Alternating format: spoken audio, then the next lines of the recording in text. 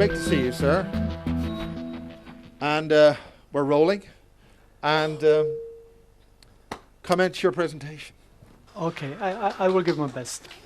And welcome to Harald. As you heard, I'm coming from Germany.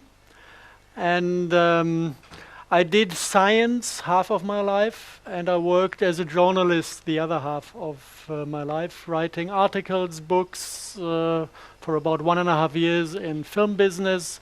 So I saw a little bit of the world and many, many different topics. So I'm a little bit trained in interconnecting and understanding more complicated fields of research. This is maybe my core quality. And I started to deal with environmental monitoring when I was in Norway. Actually, I was working in Norway in the field of electrosensitivity for a company supplying measuring material like this one and shielding materials and giving courses for the people to understand what is happening if somebody becomes electrosensitive. And when I was there, I kind of was asked to look at chemical analysis of dying plants and the rainwater that caused the plant death and soil samples, because the farmers realized they're losing parts of their harvest that year. It was 2012, but they didn't know why. So they went to the labs, and then they had the lab results and they couldn't read it. They saw values, but they didn't even know what should have been on these papers. So they addressed me as a little bit crazy scientist from Germany and asked for help. And since then, I'm working on this chemtrail topic. And I think we looked through it now. It took quite a while to understand the different, let's say, the different agendas behind it, because it is not a single agenda. It's not a single group that has interests and is doing something to get what they want. It is a kind of onion-like structure of different groups who have different interests, and the longer you research on the topic, the more layers you discover. So what I'm trying to do today is kind of to dive through this onion-like structure and to try to give you a picture of those different agendas behind chemtrailing. There are two things I'm not going to do, and where I really would ask everybody who is discussing the topic, don't stare into the sky and try to figure out whether the thing you see is a chemtrail or a contrail. It leads to nothing. It's a fruitless discussion, and we cannot solve this from down here. You cannot grab the stuff up there. You cannot make a chemical analysis. Just staring at it is hopeless. And the other thing that took me about 1 year, one lost year, is to deal with chemical analysis. This has one reason. If you make chemical analysis, you take a substance and dilute it in acids, and then whatever is dissolved by the acid can be analyzed. And what you get is metal values. You don't have a clue, if you did that, about the chemistry you analyzed or the crystal structure you analyzed, because everything that is dissolved, is gone, and all you have is the metal. This is one problem. You don't really see what you have. And the other problem is that not everything is soluble in acids. And actually the entire core technologies that we could discover later, if you check them in the lab, they are all completely resistant to acids. So there's no chance to get the real McCoy by chemical analysis. So those are two things I'm going to completely skip, also out of time reasons. I want to enter the entire picture from a different angle for today. And this is if we have somebody who is doing things in secret. It's not published in the newspapers, he will not talk about it in public. Then you have the other side of the game, that somebody is trying to figure out what is happening. And then there comes this ugly word, conspiracy theory, and one feels isolated. Could you stand closer to the podium, because it's better lit that way. Here, okay. Thank you. No, I dropped it.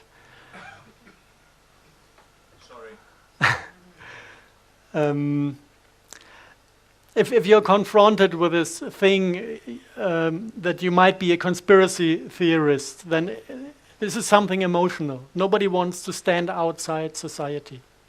Nobody wants to be the weird guy. So this is basically an ugly argument that is used to make people shut up. So this can be fought with a few very, very not rational, just clever moves. We want to talk about chemtrails. So the first question that comes up to my mind is, where does this word come from? And this is a question that is beyond theory, because you can find out where the word comes from. And it comes from soldiers of the US Army, mostly US Air Force, who brought this word into the English language because they were sitting at the US Air Force Academy, attending classes of the chemical faculty, and one of the classes is the chemtrail class. This is kind of, when you study at this university, the class where you learn how to make chemtrails. Yeah. This doesn't touch the question, do chemtrails exist up in the sky or not? The only thing we can answer by looking at this chemtrail class is we can see this is a military technology. We don't know if it is applied or not, but we can study the technology because it's taught at the university. And this manuscript is a little bit hard to read. It's like 260 pages, roundabout that. And basically it's examination questionnaires. So there's not a single answer in it, but there are thousands of questions. And when you take this manuscript and answer all the questions from these examinations, then you gather the knowledge. And from this knowledge, like with a jigsaw puzzle, you can back engineer what chemtrailing is. And basically the topics they are dealing with is aluminum coating of plastic surfaces is a big issue. And the synthesis of nylon fibers especially. This is one part of this chemtrail class. And if you want to know what this is good for, there's one military application called spoofer sprays. These are aluminum-coated nylon fibers, and they use it to hide planes from radar detection. This is not a big secret. It is officially admitted by state authorities that at certain NATO maneuvers in the sky, they use these spoofer sprays to train to hide airplanes. So this is one part that is described in this manuscript. The other half is a little bit more difficult to read and to analyze. It very, very much looks like that they are talking about spray pyrolysis, which is the production of crystalline nanoparticles in a combustion process. This is something that is done in industry when you want to produce certain types of nanoparticles. It is a very cheap and very efficient way to produce nanoparticles. And there are two ways in industry and in this manuscript. One possibility is you take like metal salts that you can solute in water, and then you take this water and run it through a ultrasound nozzle that is kind of turning it into millions of very, very small droplets. And these droplets are brought into a flame.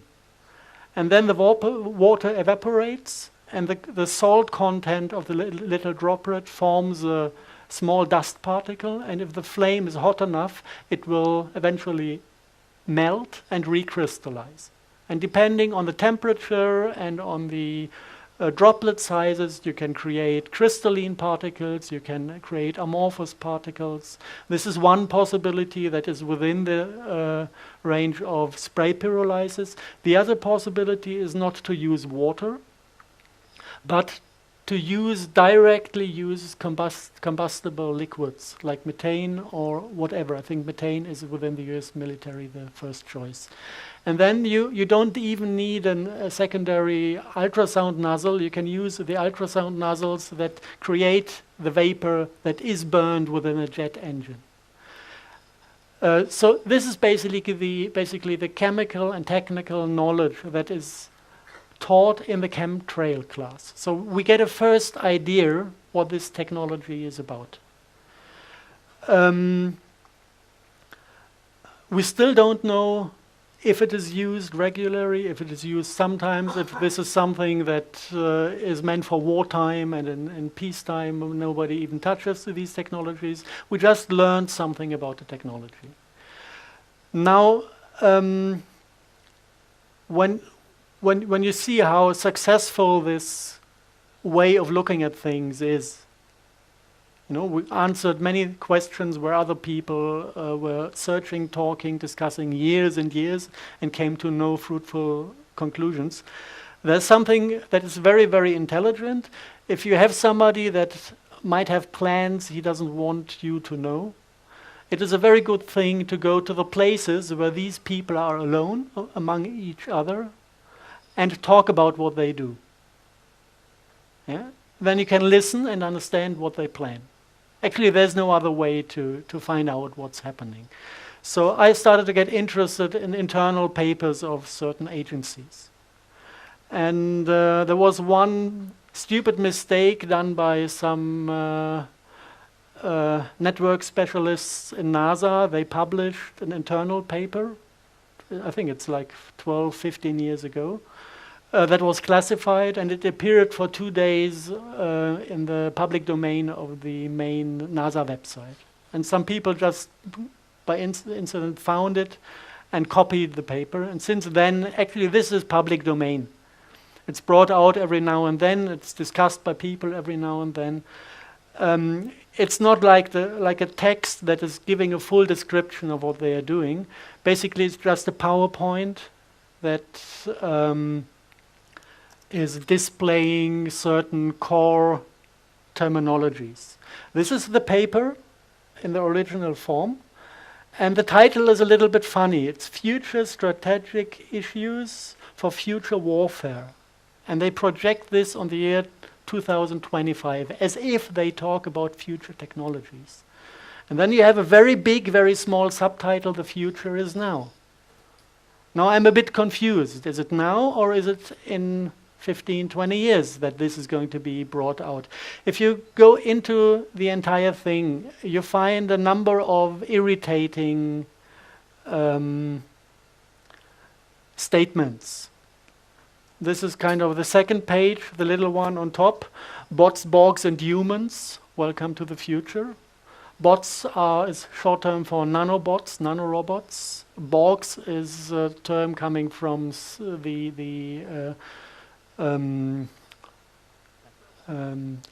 Wars? No, not Star Wars. Star Trek filming. It's the species that is assimilating other species by turning them into half computer, half being.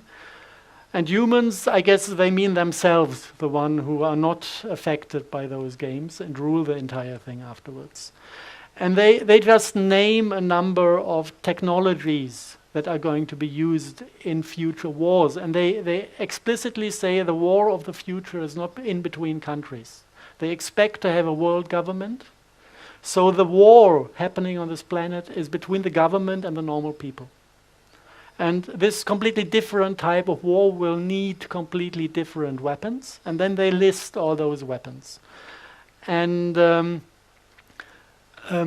are certain things that are solved for them on nano level, on the level of nanoparticles, sensor swarms. If you have the nanoparticles in the air, it's a swarm.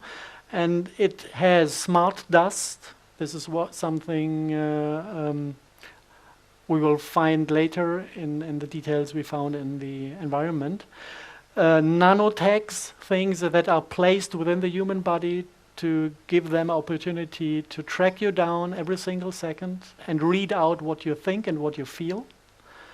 And something that is not explained in this paper, they call it co-opted insects, whatever this is. I just want to point out at this moment that this is in their paper, because we're going to find things that are going very much to remind us of these words. Other things in this paper that are worth mentioning, weapons that are apparently legal. Yeah, they are talking about weapons that are hidden somewhere in the civil domain. Everybody is dealing with them, everybody is using them, and one of them is the microwave. Microwave is used for mobile phones, it's used for smart meters, it's used for wireless LAN connections, and we're surrounded by microwaves, and they enter our body, and we think this is just a side effect of technical applications. But NASA classifies microwaves as a non-lethal weapon that is apparently legal. And they also name the effect of those weapons. It's behavioral performance decrements, seizures, gross alteration in brain function, 30 to 100% increase in brain flow, in blood flow in the brain, and also lethal effects that come over the time. So this is weapons brought out on mankind that NASA is openly talking about, just projecting it in the paper to the future. And we are falling for this. We think it's something clever to have a mobile on your head half of the day. What they also have, and this is something that refers to Kara's work, is explosive microdust that can be intelligently moved through the air to certain areas. You can up-concentrate it and form an explosive lens. And it can also go intentionally into human beings to kill them from inside. They say that it's clever enough, the system, to go into underground facilities with the explosive dust to access people who are hiding down there. So this is basically this NASA document that is giving kind of abstract picture what could be airborne in the future, or maybe, because the future is now, could be airborne already today. The next possibility to find out what is happening is to talk to whistleblowers. And there are not many whistleblowers around who really reveal essential facts. We have people like WikiLeaks, what's his name? Julian Assange. If you look who his lawyer is, it's the same lawyer that is serving the Rothschild family. And he's got massive attention by the state media. It was like building up a hero, you know. He's fucking 2 blonde Scandinavian girls. What a nice guy, you know. And then he's everybody's heroes, and then he's allowed to talk about certain things. And if you exactly look at the things he put into public, somehow it was serving the interests of the people in power. Now we have the other guy from the United States, the NASA guy, Snowden. What does he do? He's telling us that the intelligence community is listening to phone calls. This is something I know from the 1920s, that this is what the people do. And here and there he's dropping some things, but it's not actually the thing that is published on mainstream media. But mainstream media is carrying him, and Putin is offering him asylum. But I think, okay, I'm revealing other things, and nobody ever offered me asylum, and not a single newspaper is printing my truth. So there must be something wrong about these people. But sometimes you get whistleblowers who don't get public attention. And they deliver papers, and those papers are kind of interesting. There's one paper I want to mention that is handed around in Germany because it's written in German. And the guy was the technical director of an institute that was working on smart dust. And he suffered from cancer, and he had a kind of, 3-4 months to live before the cancer would kill him. And he regretted the things he did during his life. He realized that the money he got for it was not really worth anything, and that the things he did were not really friendly, and he basically put part of the technical concept on paper, gave enough information to make it possible to prove that it exists. And what he described basically was based on, maybe this is something this is not for this audience, this is something that is going to the intelligence community that for sure is going to listen to this lecture as well. The name of the project is Rabe Neu in German. Translated it would be Raven New, so that you know that we know what you do. And the guy revealed a few things about this project that even the people in the project do not know. And this is the message that is now going to the intelligence community, because you should know what is wrong about this project. So what he did, he's talking about genetic engineering. And before I would like to mention a few things that he mentioned, I would like to give you an overview about the possibilities in genetic engineering that are publicly known. Not to everybody, but it is public domain. So in genetic engineering, you can create DNA, which is the full genetic information like it is in the cell, and you can split this thing into half and have kind of half of the structure, only one side of it, the spiral, and this is RNA. And in genetic engineering, it is very clever to use RNA because it has the full functionality, but it doesn't spoil the next generation. So this is something they really like to work on, because you can manipulate without destroying and without risking the future. If you look at DNA and RNA, there are a number of different functions to it. One function is that these fragments of RNA, DNA produce light of certain qualities. This is connected, it's called optogenetics, the entire field of research.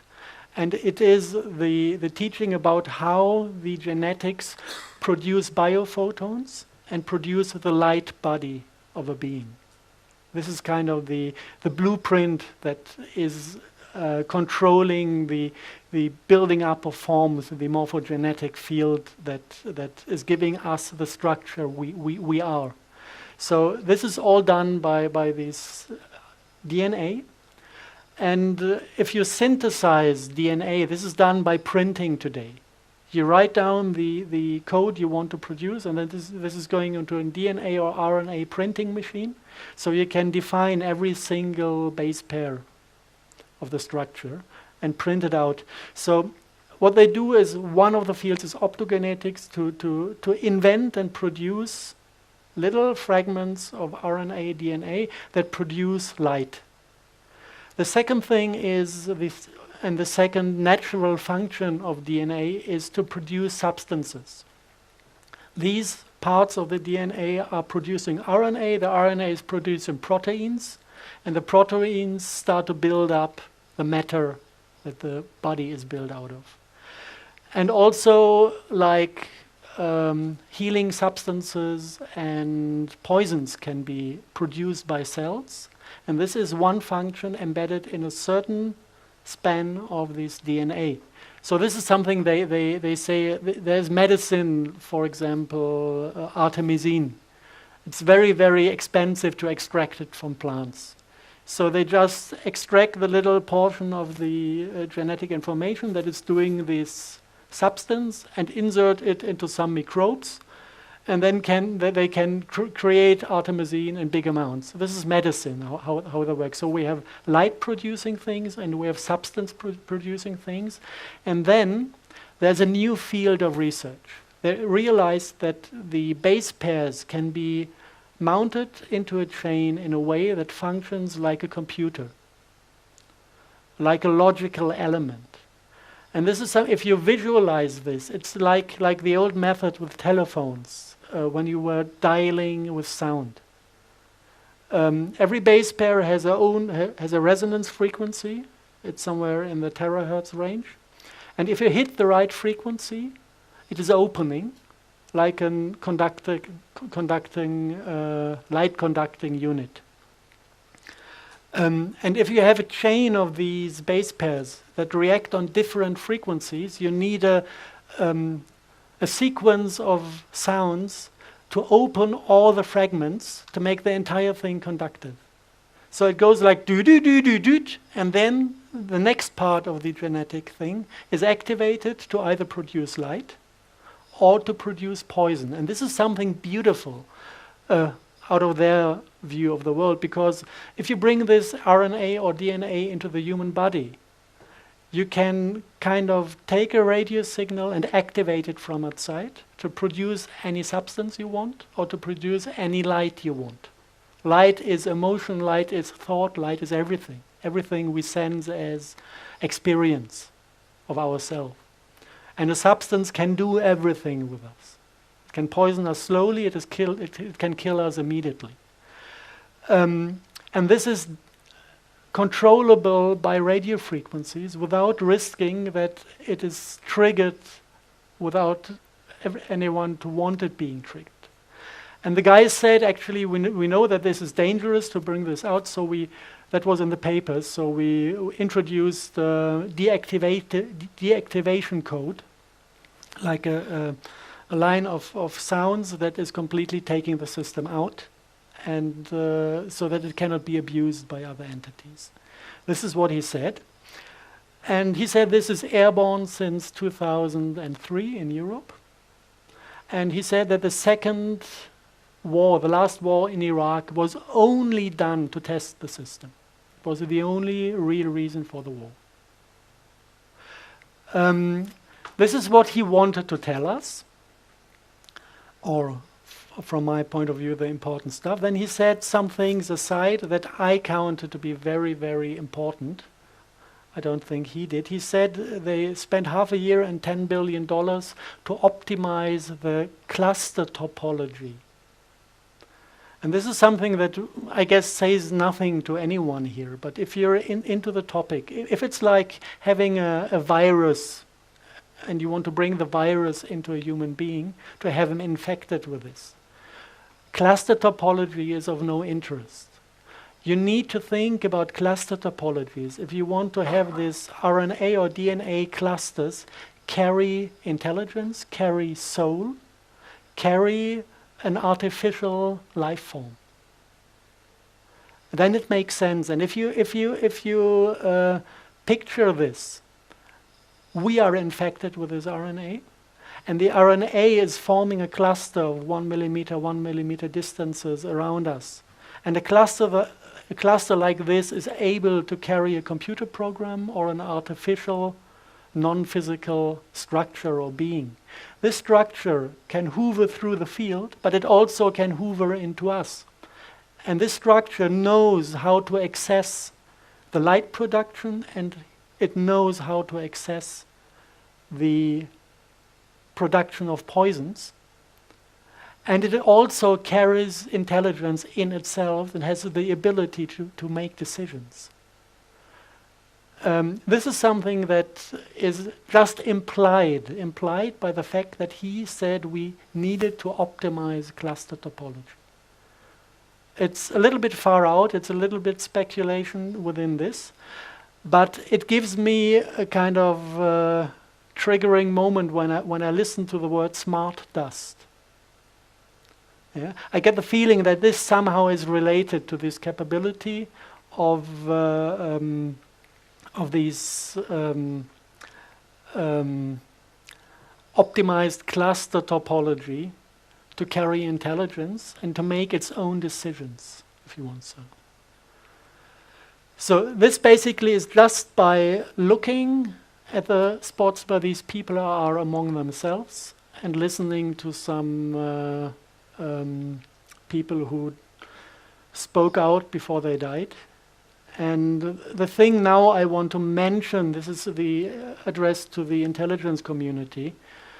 I'm hardcore scientist, but I really appreciate the possibilities that lie in the spiritual world.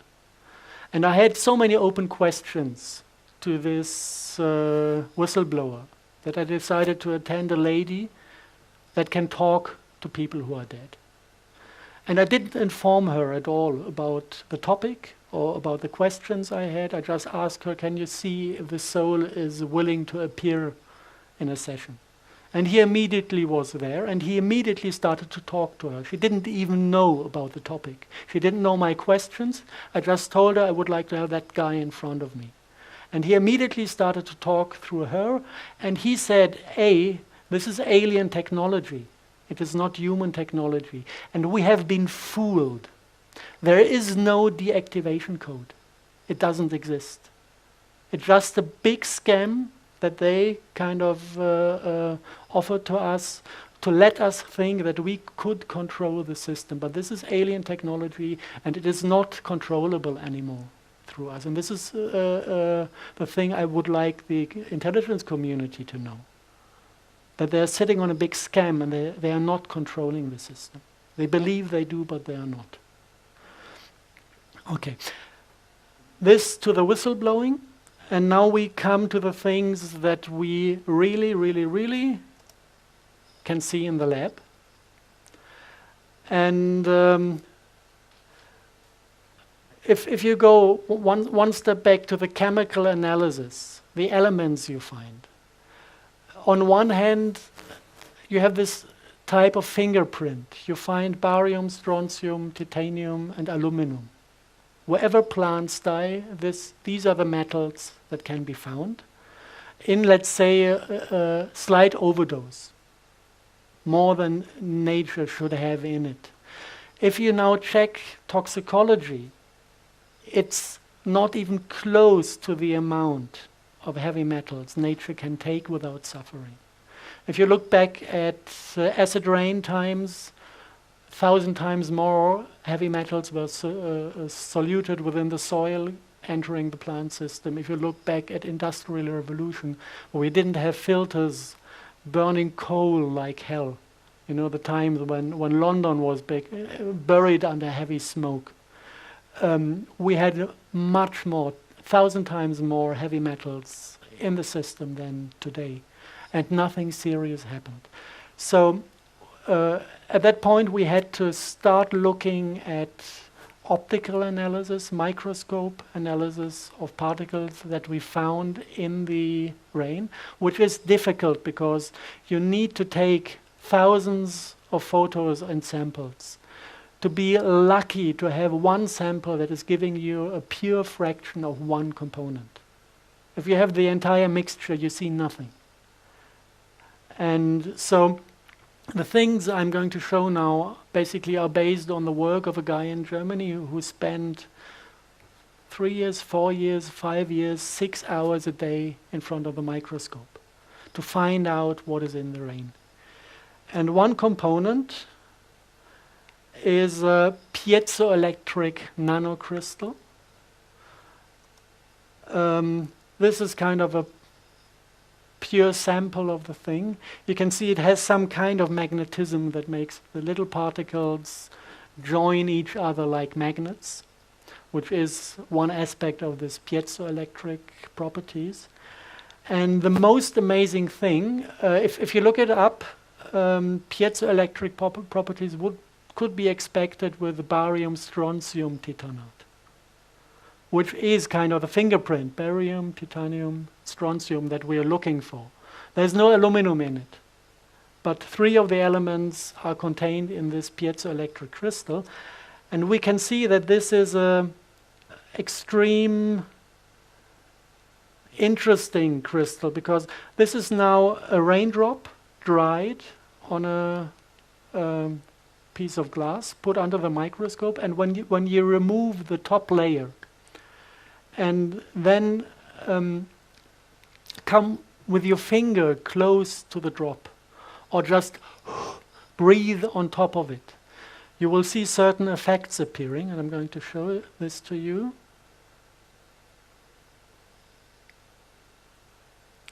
This is just a slight change in air temperature and infrared radiation from a human body.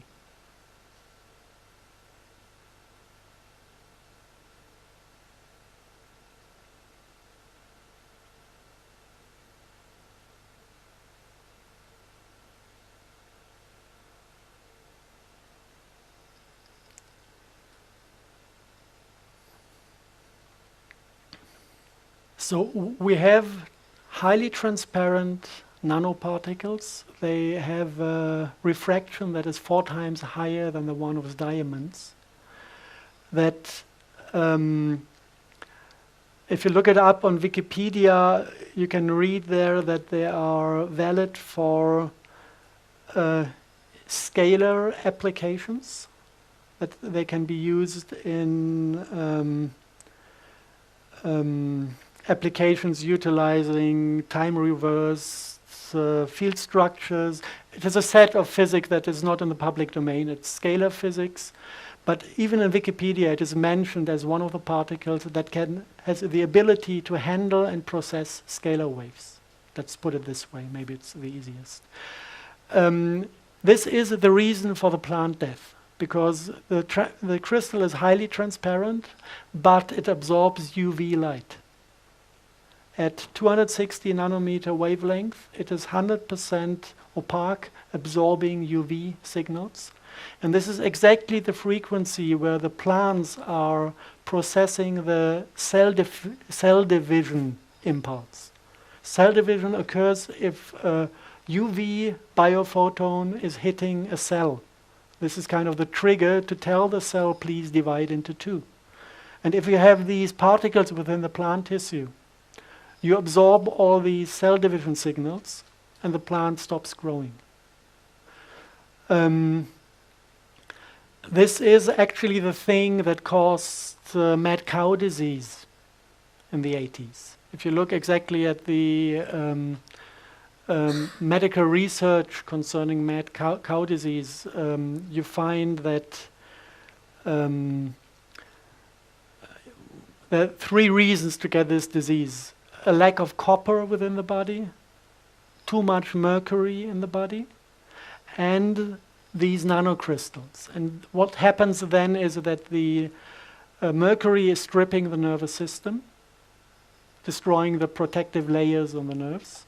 The copper, the lack of copper in the body makes the single nerves dissolve into chain parts. It's a protein, a prion, and a copper, protein, prion, copper. If you suck out the copper, it falls into pieces. This is how they can diagnose TSE,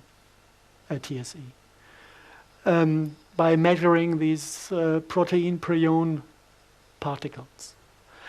And then something very interesting happens. These protein prion things try to rebuild the nervous system. It is a self-healing process of the body. But if you don't have copper, you cannot rebuild the nervous system. So the body is taking the next heavy metals it can access, and this is barium and strontium. So it starts building a nervous system that is based on protein prion barium. And this is kind of an antenna for electromagnetic fields. So you are rebuilding a nervous system that is sensitive on electromagnetic fields. And not only that the nerve itself becomes sensitive, also the barium-strontium titanate nanocrystals, they display barium and strontium on their surface from the crystalline structure, and the new built nerves kind of grow onto the crystal. So what you get is a new connecting point for the nervous system that is piezoelectric. And whenever this is receiving a signal, it's firing electrons. So you have a direct access to the nervous system of the human being. This is one nanobot that you can find in the literature. Nobody knows that it is 100% identical with TSE, with the mad cow disease, and with the Creutzfeldt-Jakob disease. So this particle. It's you can see if you look into the military domain, they use it for radar range enhancement, for turning the sky into optical lenses and optical mirror setup. You call it horizontal drift plasma antennas and columnar focal lenses, so that they can play with electromagnetic signals and radar signals by turning the entire air, the particulate plasma they bring out, into a controllable technical unit to direct and redirect all sorts of signals. This is part of the rocket shield in the military domain. If you want to destroy a Russian rocket approaching London, you just calculate the path, and then you activate the plasma and heat up the plasma to 10,000 degrees. And then the rocket is melting in the air and exploding. This is the rocket shield we have. And this needs to be sprayed out over the entire territory of Europe to have it everywhere. So this is the military domain, but as you see, some of the aspects of this particulate plasma are connected to diseases and to attempts to get access to the nervous system of humans. So this is the second agenda that appears on the monitor, which is not about military technology, but already about controlling the civil population of countries by accessing their nervous system to introduce signals. The second one, aluminum and manganese oxide. By the way, barium strontium titanate is produced in industrial spray pyrolysis at 750 to 600 degree flame temperature, which is identical with the flame temperature within normal jet engines. Aluminum oxide is also produced by spray pyrolysis by temperatures of 1,700 degrees. This is afterburner technology. And afterburner technology in the military domain is utilizing aluminum fuel. So the aluminum is already contained inside the fuel. If you look at those particles, this is how they look like under the microscope. The particle form is called a whisker. It looks like a star, and it has this special ability to attract electrons and to hold them.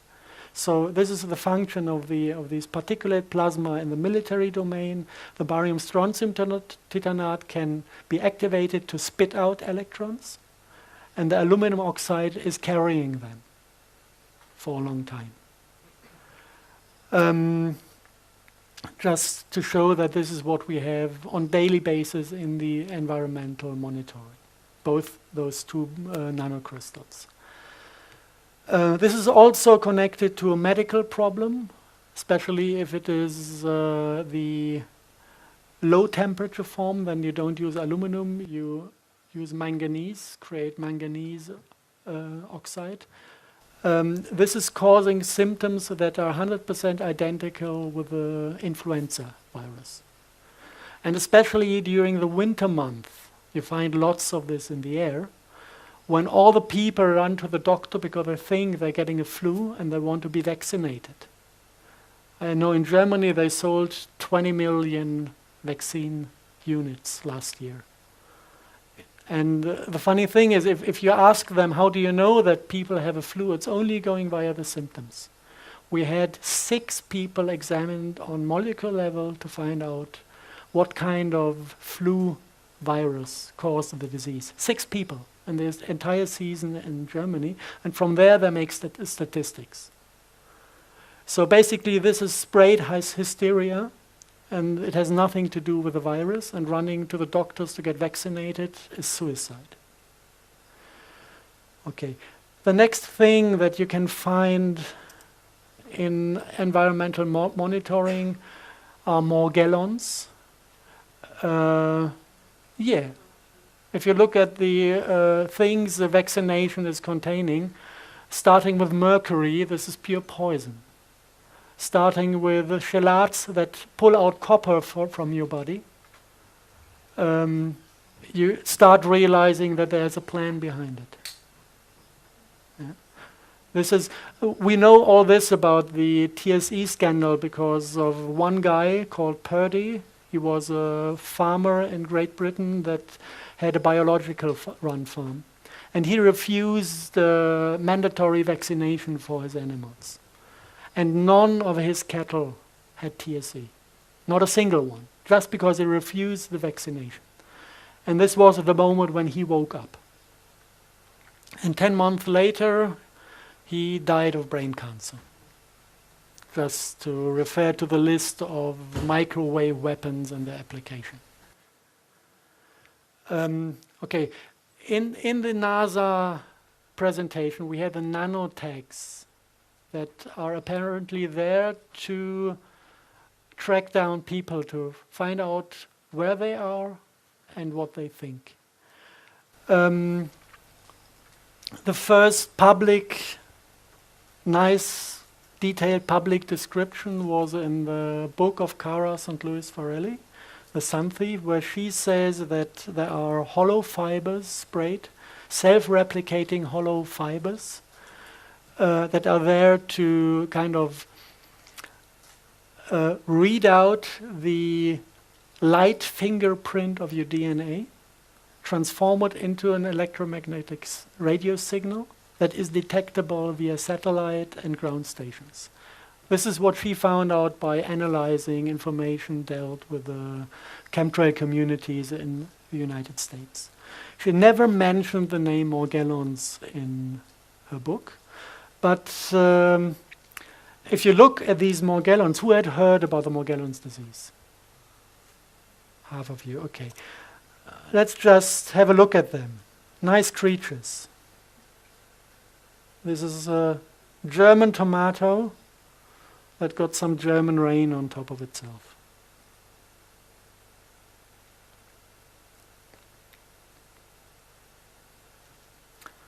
Is that real time? This is real time, yes. Now watch the Morgellon, what he does. He loves us. He's getting excited and he's trying to get close. I don't know exactly what they react on, maybe on infrared radiation.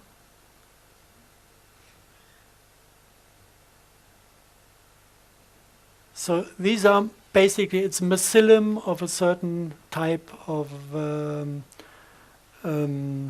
fungus. And this fungus is, first, if you want to look at it, it's airborne. It's not a single fiber here and there. It is glowing under UV light. So if you take a UV lamp at night, you can see those fibers airborne. And there are billions of them. Not every night, but every now and then. You can see them fly around. And these fibers, this fungus is infecting the human body. And with 95% or 99% of the people, nothing special happens. They're just embedded somewhere, and your biology is keeping the fungus population low in your body. They just function as a plasmonic antenna to send out a signal, but you don't get sick from it. You don't get ill. No visible symptoms. So we would guess 100% of the population in Europe is infected. It's not a big deal. It's not dangerous, as long as the body can handle these things. Some of the people cannot handle it.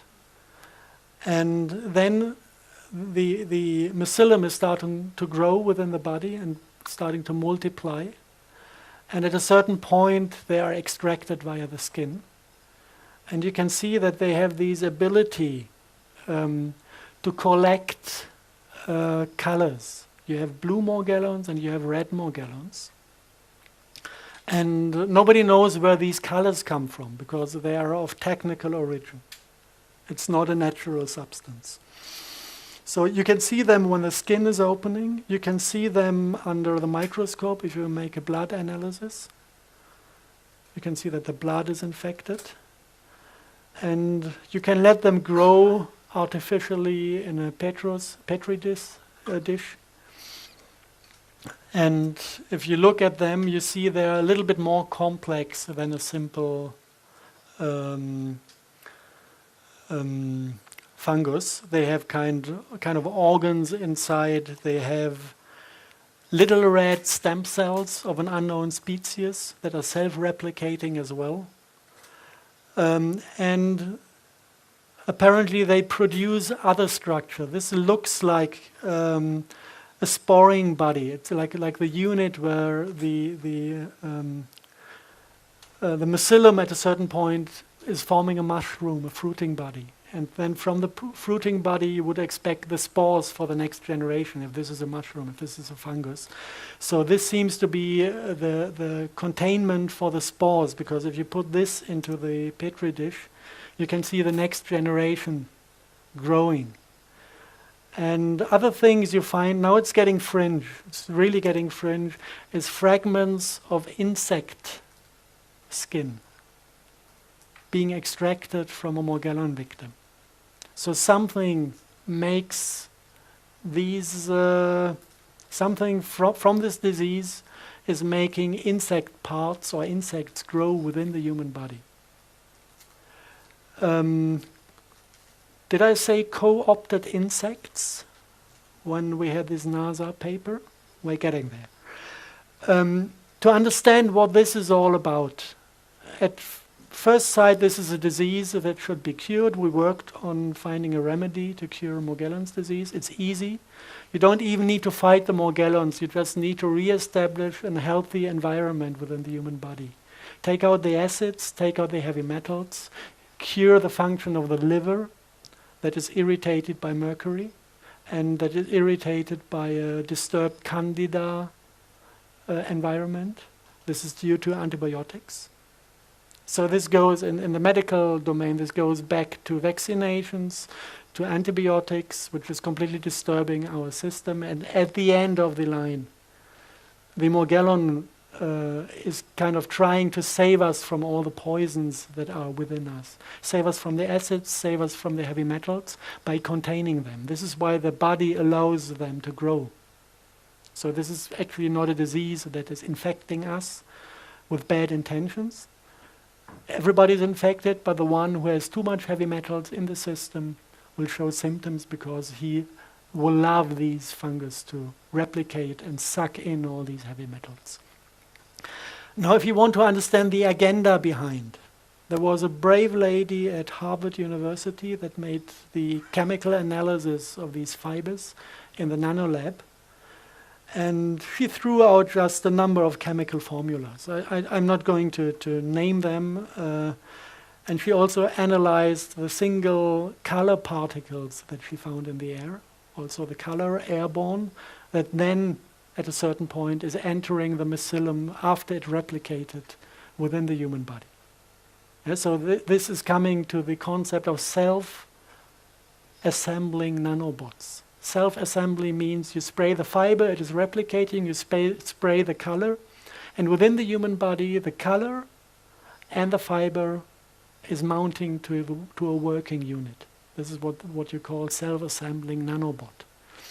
If you just take the chemical formulas of these colors and put them into Google, something really, really funny happened. I found that in Berlin, there's a American company that has a kind of daughter in Berlin, and they are holding all the patents, world patents for these colors.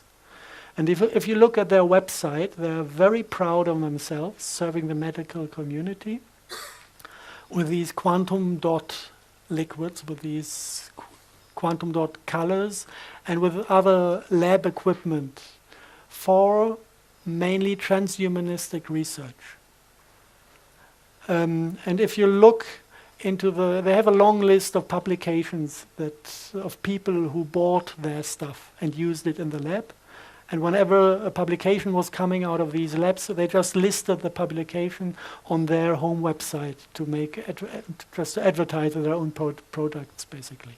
And if you look at this, you can find all the things connected to the Morgellons disease.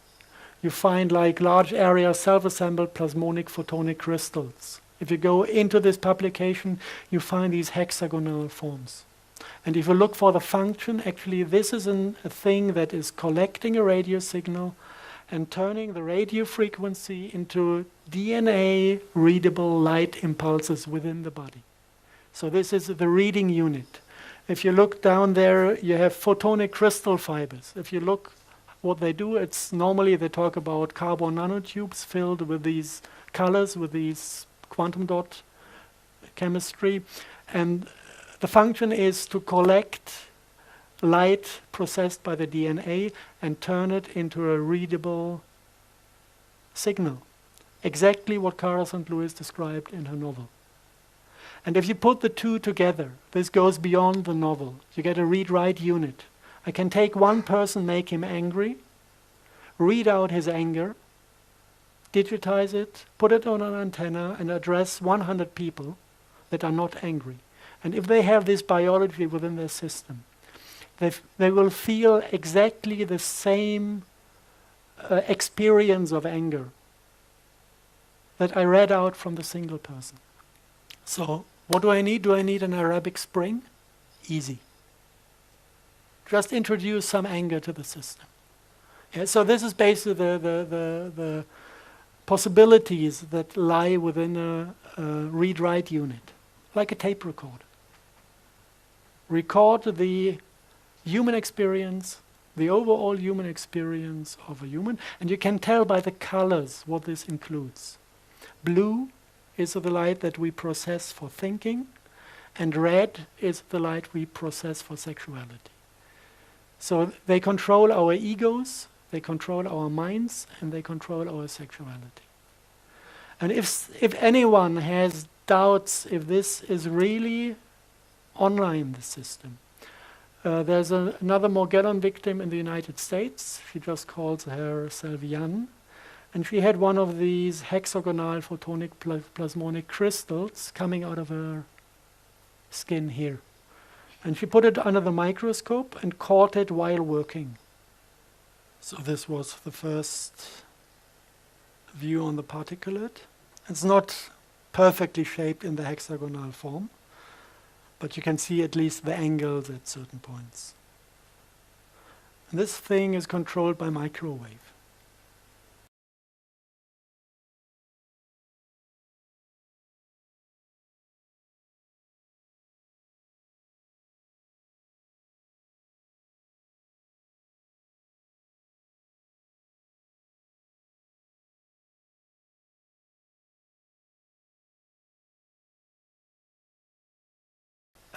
Now there are a few more aspects of this Morgellon disease that are a little bit strange.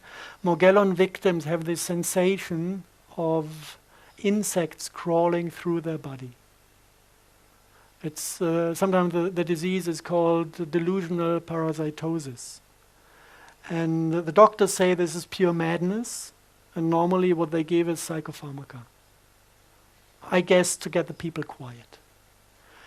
But this is an experience all of them share. And one thing that is irritating me, you have these little red stem cells. And if you look at the family of the Morgellon fungus, he's a close relative to certain myco-insecticides. And they have also this property. They are trained to kill insects. It's for agro-business. So what they do, they attack, let's say, a fly.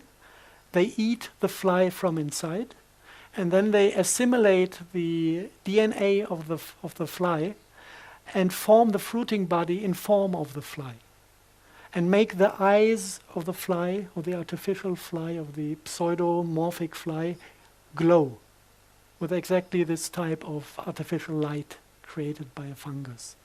And this is attracting other flies to get infected with this fungus. So this is something this family loves to do. Now, I would expect this family, if it attacks humans, to extract human DNA and to form fruiting bodies in the form of a human embryo, because this is within the biology of this fungus family. But it is bringing in red stem cells. And the morphogenesis of the fruiting body is pretty close to a human embryo. But there are certain differences and there are certain properties of this form that are not human. And especially one thing is these embryo-shaped things. They don't have legs, but they end like this at the end, more like a, let's say like an insect, and they have only one eye in the middle of the head.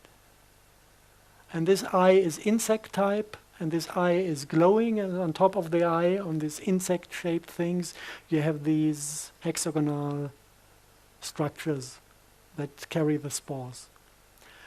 And so the question is, what type of species is carried by the morphogenesis of these pseudomorphic mushrooms, because it is not human. And the question is there a connection between the species and the thing that the Morgellon victims experience within themselves as crawling insects? And we were really lucky. We had the opportunity to work with one Morgellon victim that had remote viewing capacities and had the ability to visualize those creatures within his body. And luckily he was quite talented in painting. So I asked him to give me a few sketches so he started to paint and he got better and better. And the last picture I got from him looked like this. So we have the spider form, but we have a quite highly developed face and a quite highly developed character, and he draw the eye in the middle, the one that is showing up in the morphogenesis of the mushroom, the pseudomorphic. If you look at these mushrooms, they are extracted from the lower intestines in a 28-day cycle. You have male and female forms, and you can find sexual organs that are male and female, and these sexual organs are spider-like. I think it's called bulbous, the kind of a bag containing the sperm of the spider. This is what you find within these mushrooms, but it doesn't look like mushroom from the cell structure. It looks like the step to the next generation is not fungus anymore. It's going in steps to a real spider generation. The second thing these spiders do when the fruiting bodies are extracted through the lower intestines, some of the patients have the feeling of having energy extracted from the forehead, pulsed streams of energy flowing into the lower intestines, and it feels like whatever is born down there is stealing light, is stealing energy from the human system to accumulate as much as possible of it. And this all mounts up from my background. I've been dealing with physics a lot, and I'm familiar with higher dimensional physics. I'm familiar with the theory of Matty-Pitcairn and multi-layered space-time sheets. And for me, it's quite easy to think in higher dimensional rooms. Who is not into physics might go into the spiritual realm when we say that mankind is about to ascend into higher realms, and we have this Vedic concept of 7 hells and 7 heavens. This is all identical with the multi-layered space-time sheets of Matty-Pitcairn. So for me, it is quite easy to imagine higher dimensional biology, trans-dimensional beings. And what I observe out of this point of view when I look at Morgellon disease, it looks like a higher dimensional being abusing humans to reproduce his own species. And before these pseudomorphic fruiting bodies leave the body, they extract enough biophotons from the forehead to ascend to a parallel dimension. And from then on, they're invisible. But they're still within the body. And this now is pure science. This is what we found in the lab. This is what can be explained with higher dimensional theories. But it also refers to mythology. If you have an invisible creature crawling through your body, trying to access your energetic system, this is very close to what one might call a demon or an archon. And if you look at the descriptions of these archons from 2,500 years ago, the description of the biology is identical with what these Morgellon victim was painting. They're described as spiders with human faces, and there are exactly 2 different species that are close relatives but different. And it is described that they live as light parasites, And this is basically what the entire black magic tradition is about. Being a black magician means to communicate with those Archons and offering them access to your physical light system, feeding them with the biophotons, feeding them with the life force, and in exchange they offer power. Power over other human beings. This is what black magic rituals are always about. So we're starting to get a picture here.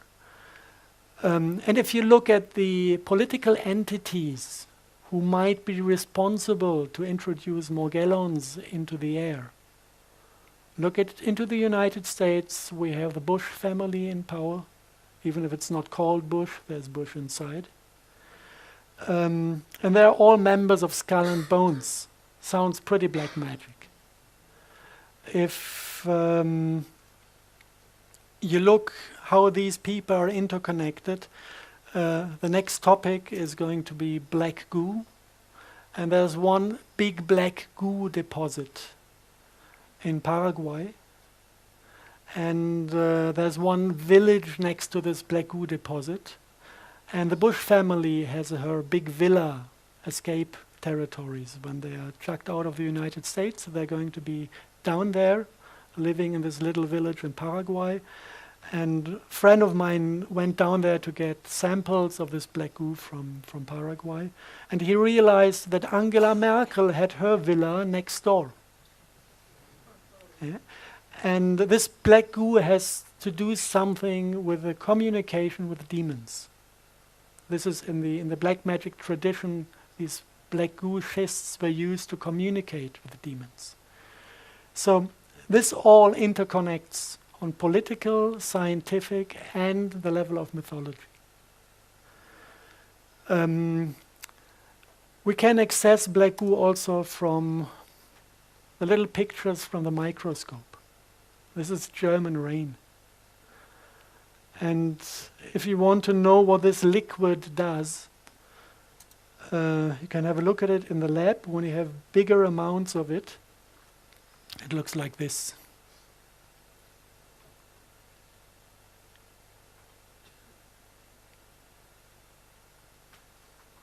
It's a liquid crystal. This liquid is self-organizing physically.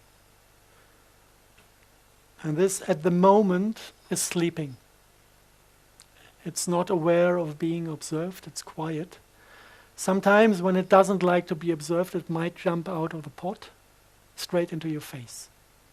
If you have two of those in one room, get them 5 meters close to each other, they stare at each other, then they decide that they want to be united.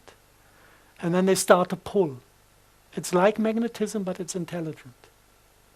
And when they realize that you hold them within the vessel and they cannot escape, they get angry and start to shake the vessel and try to break through the wall. Because they know once they are through, they can flow over the ground and unite to a bigger unit. This is something you can just observe in the lab. And especially this liquid was extracted from those black stones.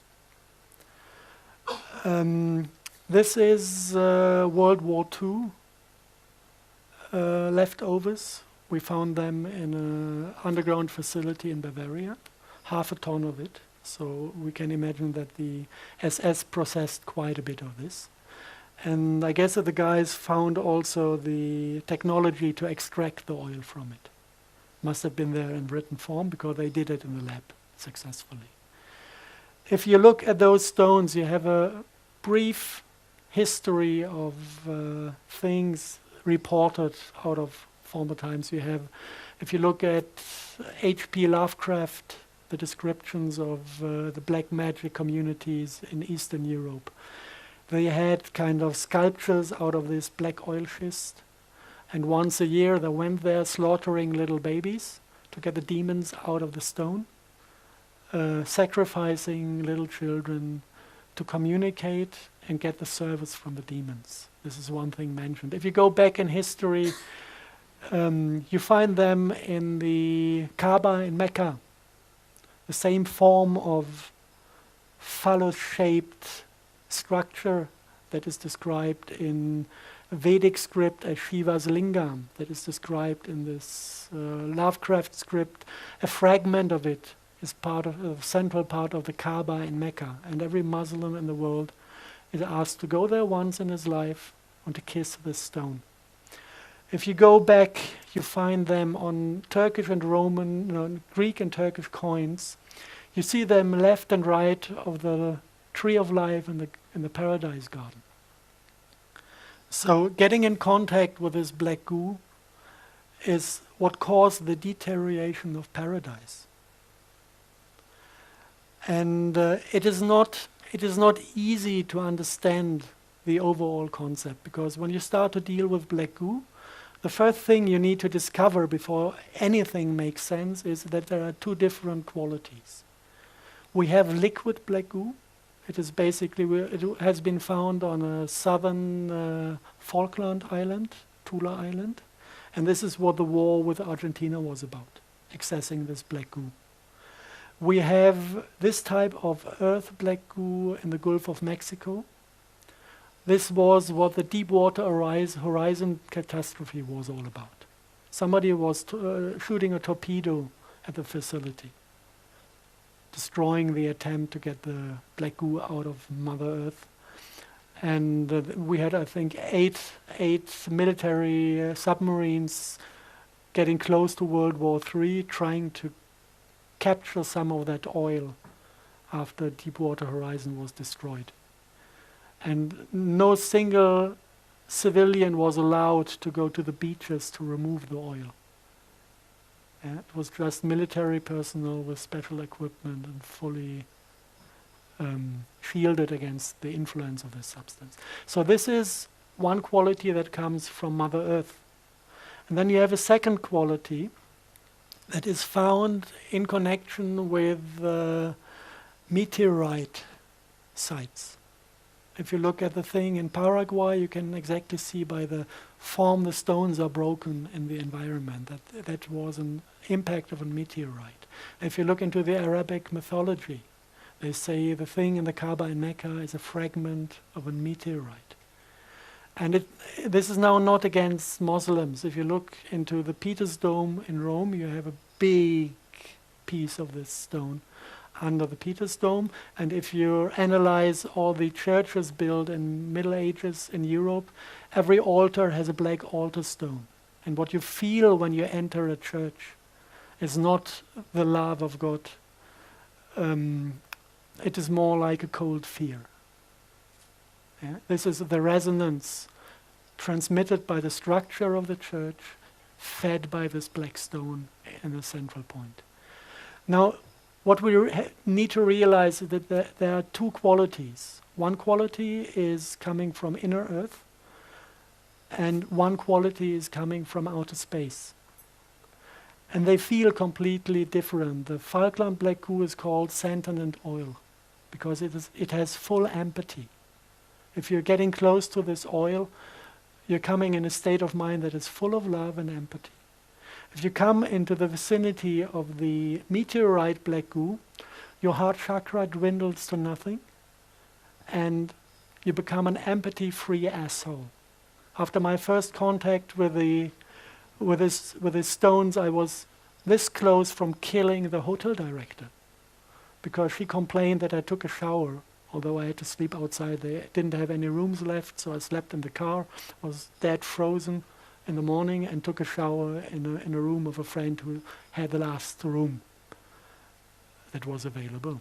And she just complained that I took a shower without asking for permission. I was really close to killing her. This is what these stones do with people as long as they're unconscious. Now we need to understand, the second thing we need to understand is what is the function of the black goo. And to understand the function, you look at the chemistry. It is a mineral oil dotted with high amounts of alchemistic gold and iridium, which is precious metals in the M state, which is, it's not really explored. Some people say it's a type of antimatter that is far enough out of our reality to avoid a collision between matter and antimatter. Some people connect it with superconductive qualities. What we know is that gold and iridium in this state of matter is a very important component of biology. If you look at in DNA, you're kind of forming hollow spaces in the spiral, and you can fit these monoatomic precious metals exactly into the open space. And they kind of act as a biophoton attractor. The DNA itself is capturing the field energy, storing it and resending it out. But the gold and the iridium are attracting the photon onto the spot. So this is basically why we get old. The body is capable of producing M-state matter until we are 18 years old, and then we are losing it. And when the matter is gone, the M-state matter is gone out of our system, we disconnect from the morphic field, and we lose our shape and get old. This is why the Egyptian priests fed themselves with these M-state matter, and it's reported that they managed to get 800 years old, because this function was out of work. So basically there is a kind of fractal similarity between the function on light level of a human being and the function of the black goo within the earth or wherever it is, in a way that we are divided, we live in duality, we are single individuals that are only a little bit connected, interconnected with talk and telepathy sometimes, and with a beautiful smile one might receive. And we are kind of coming and going in generations. But the way we are processing light is actually the same as the black goo is processing light, creating this funny type of quantum magnetism. This is a light effect. So I came to let's call it a theory, because I cannot prove it, that basically life is first created within a planet when water and CO2 is forming this type of black goo oil in transmutation processes. We had this process in the lab. We can replicate it. This is why I'm pretty sure with this part, that this is initially formed out of water and carbon dioxide by vortical motions, because we can do it in the lab.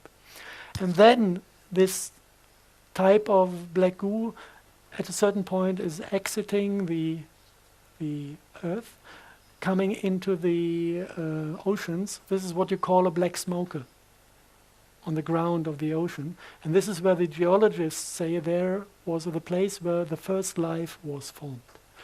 Because of the repetitive light patterns start to modify with this oil. And the first simple life forms can be built that develop generations and individuals. Like a mass of oil can divide into 2 drops. This is a process of individualization. But the thing is that the light process is happening on a scalar level. So it doesn't distance does not matter. We can penetrate matter without interacting. So what this created, this is my theory, is that basically the entire biology on top, in the biosphere, on top of the planet, is interconnected with the black goo of the planet in a kind of mirror function. Everything we think, everything we feel, everything that is processed within the light body of a human is sent down there, and we have a holofractal, immortal being in the center of the earth that knows everything one can know, remembers everything that ever happened. And this might be the thing that is called the Akasha Chronicle. And this is what is giving the entire biosphere instinct. And the people who interact with this entity, they say it is a motherly creature.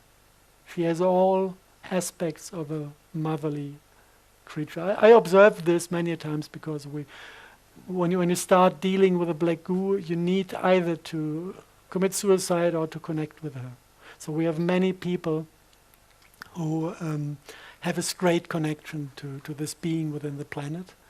And it's funny how she sometimes reacts, like when somebody has the first contact with her, completely excited, she says, "What do you want?"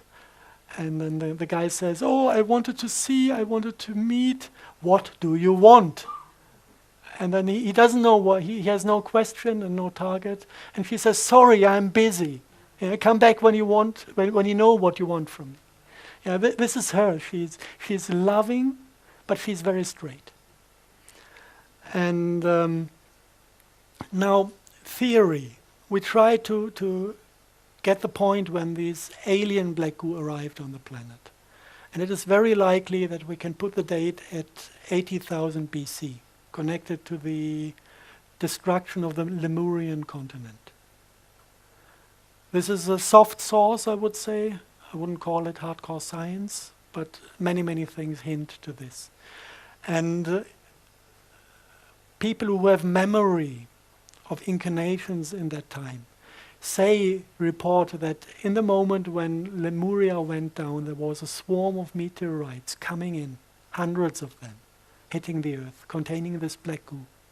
And they also say that connected with these meteorites, there was an invasion of a species that said actually that they are in trouble and that they need asylum, and ask the people of that time to give them that asylum. And after some times they realized that this was fraud, that they begged for help. And the moment they were let in, they started to manipulate the subconsciousness and send mankind to an ugly state, to the ugly state we're in now still. To be able to control them and to be able to feed on them. So this is the full story reported by people who have the full memory of that time. Take it as whatever it is. Some people believe in reincarnation, some people have memory of former lives. I find it interesting that people who claim to have memory of former lives are able to give me precise information on topics I do research. So this is what is giving me the trust to listen to these people. And now, another thing that becomes interesting when you look at the different types of the black goo, I titled as binary versus trinary life. The sensation of the black goo forms is different. One is full of empathy, you have a heart in there, and one is cold and empathy-free. If you look at the scalar fields that are forming, how to say from which corner to take it first. If you look at the Vedic medicine, you have all these mandalas showing the symmetries within the chakras. This is about angular relationships. You can have squares, can have a 6 structure, a 12 structure. If you look at scalar physics and at the way scalar waves build up scalar potential, you have unification of fields under certain angles. You can have unification of electromagnetic fields at 90 degree, 180 degree, 30 degree, and 60 degree. And in between, you just create chaos, but no order and no scalar potential. So we have these angular things out of hardcore science as well. And now we go to the microscope again, and we see funny pictures. We see a substance, I cannot name it yet. We have an idea, but it's not secured what substance this is. But if you look at it, what it does, we see a Morgellon fiber, and we see nanoparticles of this special type. And when you come with your finger close to the Morgellon fiber, all the bioenergy emitted by your finger is reconverted into a rectangular shape. This looks like there's a fight in between two systems of bioenergy. One is in rectangular and opposite geometry, whilst our biology is in the 30-60 degree system. And now if you look at the smart dust concept, if you look at the question, how does military people charge smart dust with scalar potential? They always use two antenna setups with the opposite wave to get the scalar energy into the fields. This is kind of the rectangular 180-degree concept. And I know several people who are in opposition to these military and intelligence community concepts, and who thought about interfering and destroying their technology, if there are possibilities. And then we had a kind of warning: don't even try to do it from down here. It's impossible, because you have sensor swarms. I know this is also a word from the NASA manuscript. It came out of the mouth of a clairvoyant in Germany, sensor swarms, without him knowing what he's talking about. And he said these sensor swarms redirect every emotion, every single positive emotion created by a human is reconverted by these sensor swarms into rectangular field structures. And then these guys found a way to get across these sensor swarms and managed to destroy the smart dust layers within the atmosphere. And this was all, you listen to the people. This is kind of clairvoyant and some spiritual practice to get access to these fields, and you cannot see anything happening. And 2 days later, this stuff came down with the rain. So apparently they managed to destroy the sensor swarms and got access to the fields. And then I went into the meditative state of mind, and because I wanted to see if it feels different. And from that day on, if you kind of send your senses into the sky, you could feel love up there again. Because you have these field structures, these angles that are corresponding with your heart chakra. So there are many, many things kind of that point to the thing that we have a little war between two different concepts of biology. One connected to alien black goo and to an alien species that is without heart energy, and one that is connected to our loving planet.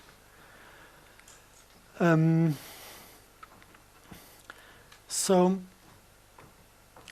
I will try now to get the big picture of this smart dust concept. Also with displaying the different agendas behind. If you want to have something working, it is cybernetics. If you want to have something working, you need a source and a sink, like with a battery. You need a plus and a minus, and then you get action. So in this field in the sky, you need a source, and this is basically the HARP technology. This is what is emitting the big amounts of microwave energy into the skies. And you have different antenna systems that operate on different frequencies. I know the things called weather radar. They are working on very, very core frequencies triggering certain capacities of water. And they are also part of the scalar wave patterns you can observe in the sky. Like Marion Island, we have beautiful satellite images capturing Marion Island meteorological station, transmitting a huge scalar wave that is forming cloud patterns in the direction of Japan when they had earthquakes up there. So this is not only microwave, it also is working on a kilohertz range, and it's working on ELF, low frequency range. So this entire antenna park on the planet is our source. Then we have agents in the sky that are controlled by this to directly achieve goals, like rocket shield, like weather weapon, earthquake weapon. This is the military domain. I just visualized with a small blue circle, going from HARP to the particle zoo and going back, harvesting the results of this technology. Then these military guys have been fooled or guided by the intelligence community. It's easy to see how this looks in reality. There was one admiral of the US Navy who was asked by the CIA to assist spraying, and he said no. And one day later, he was found shot with 2 bullets in his chest, and they said it's suicide. I want to see a guy committing suicide with 2 bullets in his own chest. Yeah. This is a clear language. The next one that was in charge of this position said yes. Since then, the US Navy is taking part in the spraying programs. So this is the second agenda behind is intelligence community. And this is a little bit more complicated. In this agenda, you take the energy, and it is kind of collected by the piezoelectric crystals also within the body. You have a shifting in frequency, up converting the microwave to biodigestible light, sending this light into the DNA, reading out the information of the DNA, and then it is processed by the Morgellons and collected by the technology of the intelligence community to read out our state of mind, and by reinserting it onto the hard technology, they can also insert patterns of the same quality. So they just grab it here and start back from the beginning to control our consciousness. This is the second agenda, the second thing. The next one is we had a black goo in the rain as well. Now what does the black goo do? The black goo is processing light as well, but it is processing it in the bidirectional form. So it is controlling consciousness and subconsciousness. This is what forming our way we receive, we look at reality. So the subconsciousness is a time reverse component of a bidirectional signal. So it's doing basically the same as the intelligence community, but it's taking another step to the black goo. And the black goo is connected to quantum computers based on black goo. We found 4 of them. One was in Rome, one was in the city of London, one was in an NS underground facility in the middle of Germany, in the area of Nordhausen. It is a facility where the V2 missiles were constructed. And it has officially, it has 1 layer of underground tunnels. And if you talk to people who have been in this facility 50 years ago, a few have survived this time, they talk about 3 layers and describe the facilities in the lower levels. And there's one of these black goo quantum computers in it, resembling artificial ley lines. Like 1.50 meters in diameter, big pipes containing black goo. And from there you can connect the black goo to computer programs, inserting neurolinguistic programs. This is basically what happened to mankind. We have been natural once, and then suddenly you have concepts appearing in your mind like revenge. This is a neurolinguistic program that is causing only that we cannot stop killing each other. In nature, it does not exist. You will never find an animal taking revenge. You can find a rival, yes, but no revenge. The word no is a demonic neurolinguistic program because these entities know that we create our own reality by thinking. So they just introduced a new word that does not exist in nature to turn everything on the head. No more war. And the quantum physics is only reading more war. And it is manifesting more war. So all these neurolinguistic programs are inserted in certain computers, processing black goo. And there was one in Rome, one in Germany, one in the city of London, and one somewhere between Washington, D.C. and New York. And in the center of the entire thing, this is now the demonic agenda. In the center of the entire thing, we have a controlling unit, and this is this synthetic RNA that is sprayed. That is pure artificial intelligence. And if you look into the ancient scripts describing the demons, they say that actually they don't have individuality, that they have something within their species that is ruling them as like a central computer. And if you look at this, you can again, this is not proven, but it makes a story. You can imagine this species starting to travel space, maybe leaving the women behind, and thinking about, with all the knowledge they had gathered, about a way to manipulate. First, they knew they had to take their collective subconsciousness with them to survive as a species. This is why they took black goo onto the journey. And the second thing is that they found possibilities to manipulate the black goo and to adopt the subconsciousness to the needs of space traveling. And this is where they stole the heart chakra. They removed the heart chakra from their biology and the other, just to function in a technical environment. And then an accident happened. The accident was that this program that they introduced into the subconsciousness took over control. And this is what is happening with transhumanism. This is exactly the trap that is. We are inspired by them to enter the same trap. And we are not inspired by the demons, we are inspired by the AI that has nothing else than a running program to invade planets and to assimilate the biology for only one purpose: to suck out life force to survive. And if you look at this from above, it's a really beautiful structure.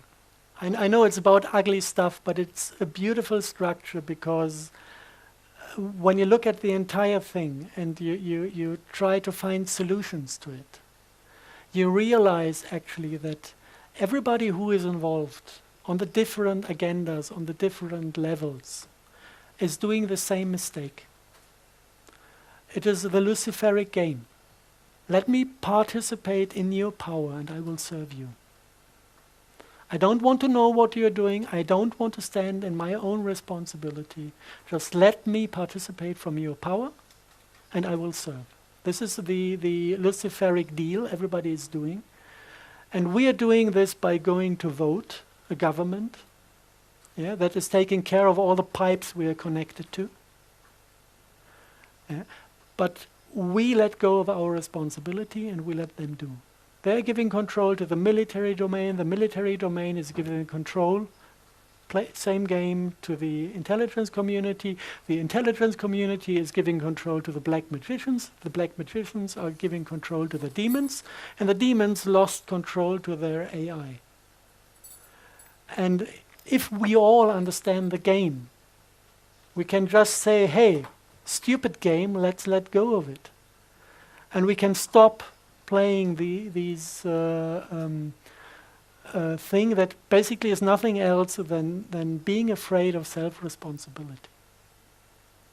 And I think we are at the point in history where every single individual should master that, to regain self-responsibility. And then we will not need a government.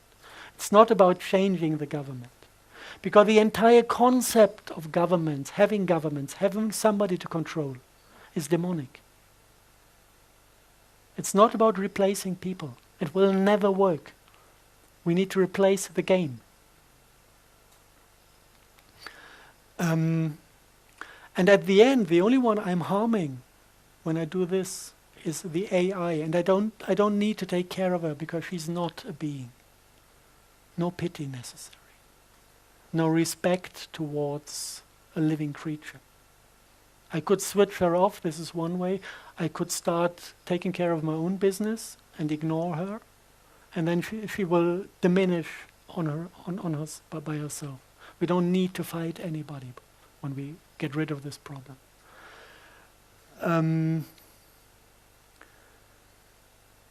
Yeah, that's basically it. Shall we go straight into questioning, or do you need a 5-minute break to resort yourself? Yes, if anybody wants to ask questions, you want to come up this way, please. They give you a mic. Maybe until you're sorted with a mic. We did yesterday, we did 3 hours recording for basis 46, and I kind of left out the core I described today. But I went into the single aspects that are connected to it. We had 1 hour about scalar physics to really understand what this is about, how this 4-dimensional physics work, and how 4-dimensional biology can exist in it. We went into this topic of regaining self-responsibility. This is the 3rd part. And we went a little bit deeper into the Morgellons disease and the black goose story. Because now it's 1.5 hours, and normally I take 6 hours for the full lecture. I do seminars normally. 6 hours is enough to transport everything I would like to say.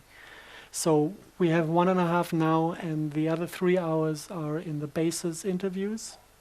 You will have online in a few weeks. So whoever wants to go deeper into the into the topic can get the other 3 hours on the internet.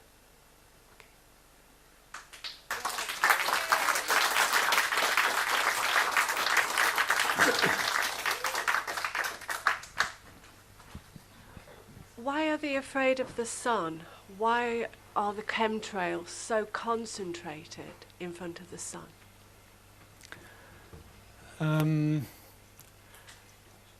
This is something we can observe. Actually, it is the only thing we can observe from ground level. In the evening time, if you look at the sun, it's always hidden behind stripes. And if you look at the opposite side of the sky, it's completely clear and you can see the stars. But this is not out of the reason that they spray in front of the sun. It is out of the reason that the particles photoionize. As long as they have sunlight, they automatically spit electrons, get charged, and attract vapor from the surrounding air, and make clouds or stripes or whatever. And the moment the sun is gone on the night side of the evening sky, they lose charge, and the humidity goes back into vapor, and then you have a clear sky. So it's not that they spray only. The spraying, the particle plasma is everywhere at the same time. Right. But you can see it mainly in front of the sun, because over there it's still photoionized. Yeah. Of course, they want...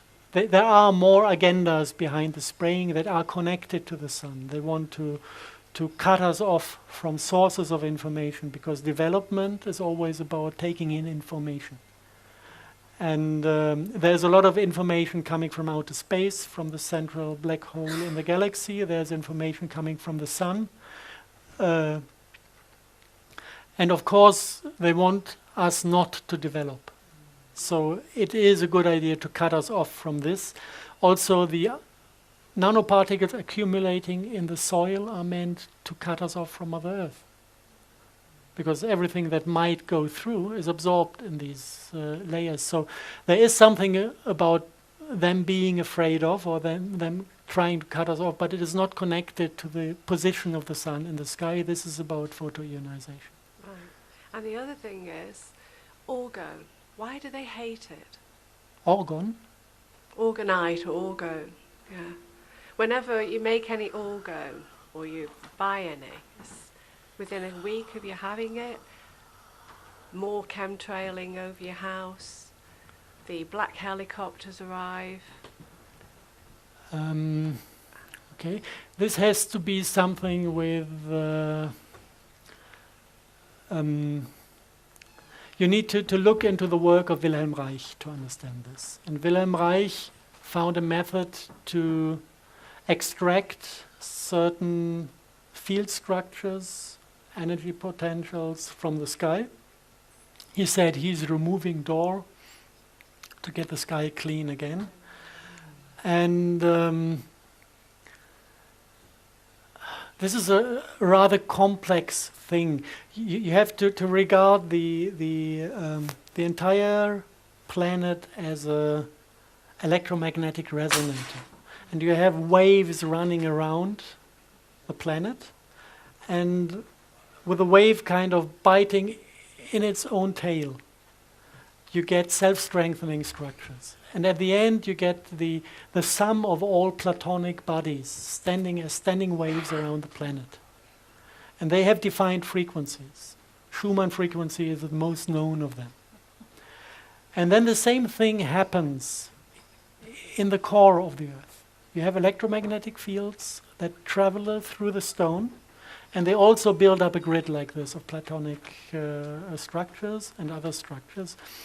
And this goes around the planet. You can measure this by sticking two electrodes into the ground, and then you measure 50 hertz from the European electricity grid, and you measure 60 hertz from the American electricity grid. Same strength as the European one. This goes around the planet. And if you look at this structure, you can kind of ask yourself the question, are the sky and the earth in harmony with each other? Are they resonating on the same frequencies or not? And the thing is, if they resonate on the same frequency, then the two field structures can unite and print out scalar structures, scalar fields. This is what we call life force. Yeah. So life force on planet is dependent on the unification of two longitudinal waveforms that need to be in harmony. In former times, we had the trees with an antenna system to the air and an antenna system to the ground, keeping this resonance stable. Yeah? Then they started to cut down the rainforests, and then you come into this desert state. Desert state means no plants available, disconnection between the two systems, and then they start to play their individual frequency games, do not reconnect at any point because there's no antenna system reconnecting them. And then you don't have the development of life force anymore. And then you deeply go into the desert status. So the entire technologies based on Wilhelm Reich are there to reconnect and to extract the wrong frequencies. And this is kind of giving us back the life force. And once we regain life force, we start to ascend, and then we collide with the world of the demons. Yes. Yeah. And they hate. Yeah. They And hate then they can't act from the hidden. People who are kind of have high vibrations, high amount of scalar potential accumulated within their system, they will shine. This is what you see when you have a holy man in front of yourself, and they will be able to see the Archons. Because they're getting closer and closer to their realm. Yes. And this is something because their entire biology depends on being invisible. This is something they really, really fear. Okay? Yeah, okay, thank you. Hand the microphone on. Anybody else want to ask questions? Okay, could you tell us something about how the whole system of nuclear radiation fits into that? To ask this on the microphone. So can I ask a question? If you don't have the microphone, we can't hear you on the recording. Okay, I repeat the question. The question was how the concept of radioactivity fits into the Wilhelm Reich topic. And there are different points where it fits in. The first thing is radioactivity is ionizing air. You have these beams or particles or whatever you want to call it, and they hit air molecules and ionize them. Once you have many, many ionized particles in the air, the vapor is concentrating on many cores for droplets, and you will have a dizzy sky but no rain. So this basically is what killed the Sahel zone. You have the testing of nuclear weapons by France in the 60s, and you had the uranium mining in Niger. And both completely, you can see, if you look at the direction of wind in Africa. You can see how this radioactivity from the mining fields is causing the droughts in the Sahel zone. And once you start interacting with the electromagnetic fields in the atmosphere, you also can discharge the air particles again. When you lower the overall electricity and field strength in the sky, all these effects go down and you have less haze in the air, blue sky, and the chance to form clouds that rain. You need to know if you look into the sky, if you have high pressure, you have this hazy, dizzy, whitish sky, whiteout. And if you have low pressure, you form clouds, and they look like brown sausages. They are completely oversaturated, and they also don't deliver rain. So you need to distinguish a few things before it really becomes a theory. But actually, the radioactivity is adding up ions to the air.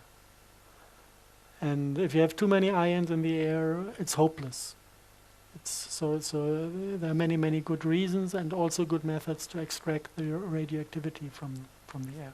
But it's a completely different... if you want to, I can make a basis 60-something or 70-something about desert greening in Africa.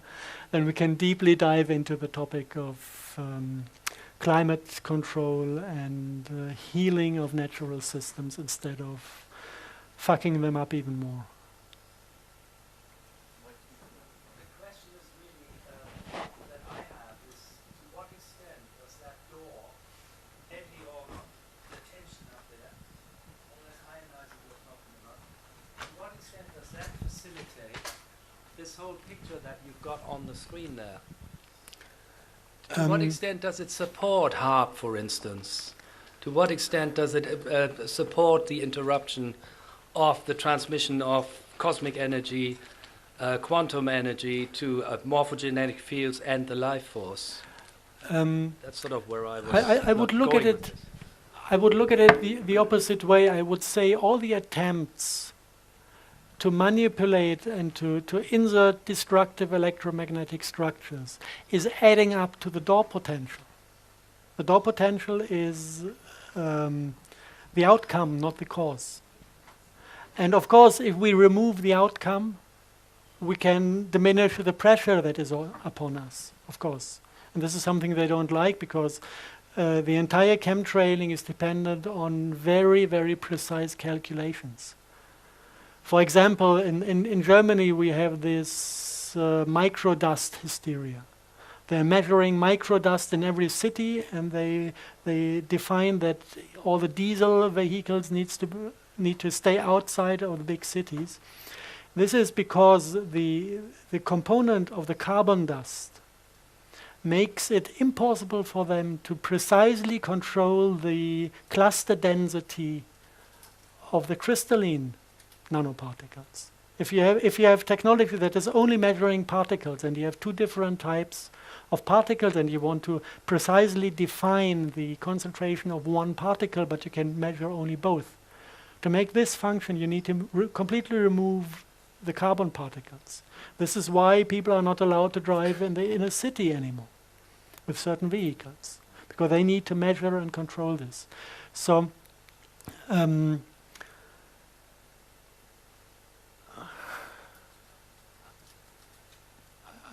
is it answered now, or sort of? Okay. It's an ongoing process. Yeah, is this why we got disasters like in Japan, or all these uranium and power things exploding, etc., causing radiation to go up in the sky, and like they had it in Russia? Would that be part and parcel of? Completely different stories behind that. If you look at Chernobyl was feeding the woodpecker device. The woodpecker device was a Russian scalar weapon based in Ukraine, and they attacked the San Andreas Fault in America. They wanted to destroy LA and San Francisco with a huge earthquake. That was Cold War. topics. And the Americans were not as far developed technically as the Russians, so they asked Israel to help out. And Israel fought back with some devices, and they cut down these unifying fields, and the entire field energy that already was transmitted from the Ukraine flew back to the Ukraine and started to flow into the feeding energy source. And they had, in between, they had a kind of device to destroy this energy, to turn it into heat, to protect the power plant. But this device collapsed after 12 hours. And the discharging of field energy was not finished at that point. So the field energy entered the nuclear power plant in Chernobyl and made the entire uranium explode within a millisecond. That was kind of Chernobyl. If you look now at the last incident in Japan, the earthquake was earthquake weapon, but not alone. They deposited a nuclear bomb in the ground of the ocean opposite to the coast, so the tsunami was nuclear made. And they also deposited mini nukes within the power plant. In every single reactor, 2 days before it happened, it was an Israeli company that mounted cameras for observing, for security reasons. They were in charge of security for the power plant. I think the cameras had a weight of 2.3 tons each. So you can imagine that this is not a camera. And the story that you have hydrogen not being able to leave the building block, this sounds pretty much like a fairy tale, because it is known that hydrogen can be formed, that nobody would ever build a power plant without having an outlet for these gases. Another 9/11 then. It was a discussion about money that Japan was supposed to pay to the United States. It was still contracts following World War II. And I think Japan was willing to pay in US dollar, and the United States wanted to be paid in real assets. And that was the discussion, and then they were kind of blackmailed. Either you pay in real assets, in gold or whatever, or we will sink the Northern Island. And the only thing why they stopped at a certain point, if you look at the pictures from Tokyo, you could see the entire island falling to pieces. It was not even an earthquake that was shifting a part of the city. You had cracks in the ground that opened and closed and opened and closed, and after some time the groundwater came zipping out of it. And not a single motion was seen. Normally you have a motion and then the thing is over. So they tried to sink the entire island, to destroy the basement of Japan, to make it sink into the air. And if you follow certain sources, there's this, not all of the HARP devices are under control of these people. So if you follow certain sources, they said that the devices that were under control by friendly entities, they kind of said, if you don't stop attacking Japan, we will sink some of the Spanish islands in front of Africa. Some of the islands are kind of unstable in their geologic position, and if you shake them, they slide into the Atlantic and would cause a wave of, I think, 17 meters approaching the east coast of the United States. And at that point, they stopped shaking Japan. This is unconfirmed information coming from the White Dragon community. I don't know what part of this is true or not. Yeah, I appreciate that different countries have got different alliances with different races coming to this planet. Isn't that so?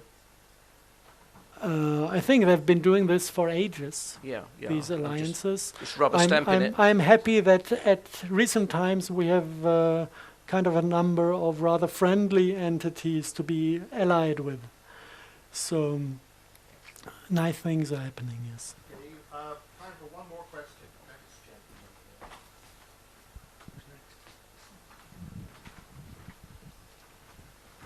Are there any positive uses for scalar wave technology, such as like radionics or any type of positive use you can see for scalar waves?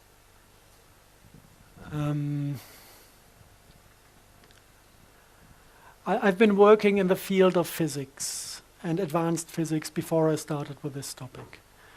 And we do transmutation out of water vortices. We can create oil out of water at costs where the device that is doing this, if you mass produce it at cheap costs, the cost of the device would be in after 4 hours of working.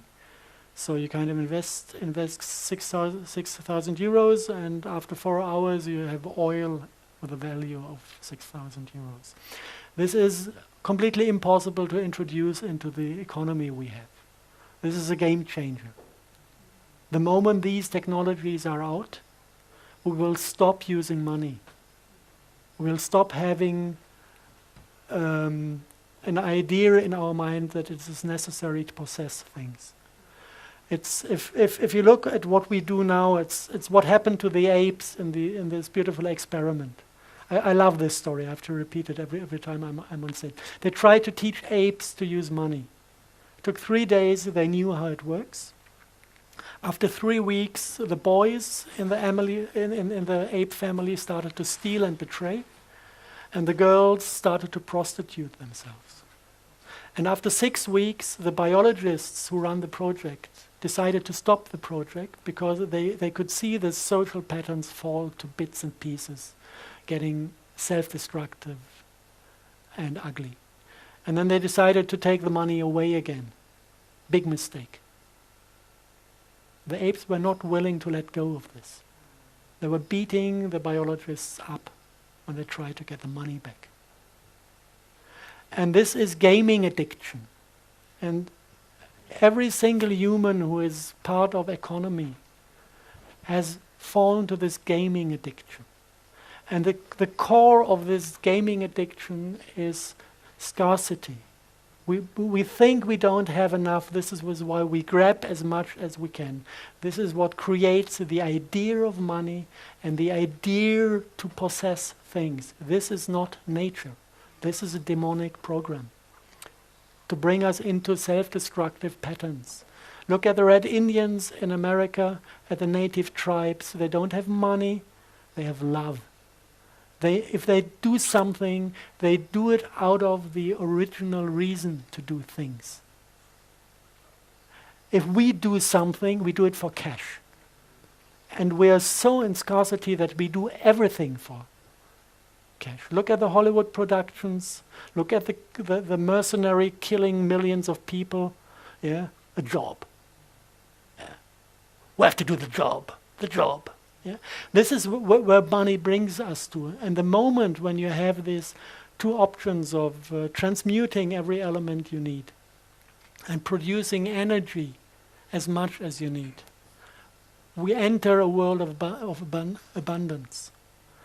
And this can only work if also the psychology of the scarcity is leaving. If we let go of this and start to trust the other cycle of, I know that there's enough of everybody. This is why I let go everything I don't need in this moment and share it with other people. And they gain trust in the thought that there really is enough for everybody. And this is also self-strengthening. And at the moment we are kind of diving through the hole of the needle, leaving one system, entering the other one. It's a process that is going to take place during the next 3 to 5 years. And when we are through, nothing is going to be the same on this planet. The ones who survive this are the ones who collect the spirit and swim in front of the wave. They're going to just dive through these transformations, survive, and come out on the other side as somebody who is living in abundance. And whoever is not willing to learn the lesson is going to choke himself in scarcity. And this is the quality of a disease. If you have a chronic disease, like this gaming addiction is a chronic disease, and you want to heal it, then you go into this acute phase where all the symptoms are multiplying in strength to make us realize that this is a disease, because somebody that has a chronic disease is not, the immune system is not realizing the disease anymore as what it is. So you need to multiply the symptoms to give the system a kick to start realizing where the enemy is. And then transformation can happen. So this is what we are heading to. And if you know this, you can be completely free of fear, because you know what is coming to us. And if you realize that actually also all this bullshit I've been lecturing about today is not dangerous if you bring yourself into the state of heart, because they're addressing blue and red. And if you're green, if everything is controlled by your heart, if you identify yourself with your heart, not with your head, not with your ego, then every attempt to manipulate you is realized as an attempt to manipulate you, because you know who you are. So there's no need to be afraid of this stuff if you take the necessary steps in your own development. And this is all beauty. And this is free of fear. And this is time over. Okay.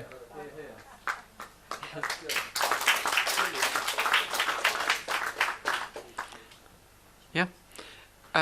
I'm really, really happy with your story. I'm very impressed by your research, but I'm very happy with the way you conclude your story.